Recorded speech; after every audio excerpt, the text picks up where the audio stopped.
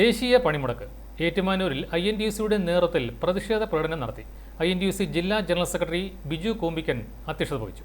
തൊഴിലാളി വിരുദ്ധ ലേബർ കോഡുകൾ പിൻവലിക്കുക, വൈദ്യുതി ഭേദഗതി ബിൽ പിൻവലിക്കുക, മഹാത്മാഗാന്ധി തൊഴിലുറപ്പ് പദ്ധതി പുനഃസ്ഥാപിക്കുക, കേന്ദ്ര സർക്കാരിന്റെ ജനദ്രോഹ നടപടികൾ അവസാനിപ്പിക്കുക എന്നീ ആവശ്യങ്ങൾ ഉന്നയിച്ചുകൊണ്ടായിരുന്നു സമരം. INTUC ജില്ലാ സെക്രട്ടറി ബിജു വലിയമല യോഗം ഉദ്ഘാടനം ചെയ്തു.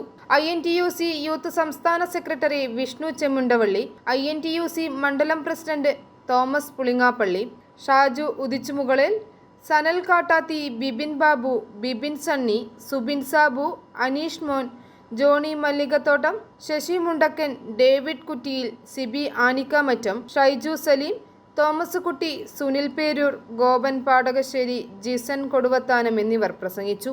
i4A news, Ettumanoor.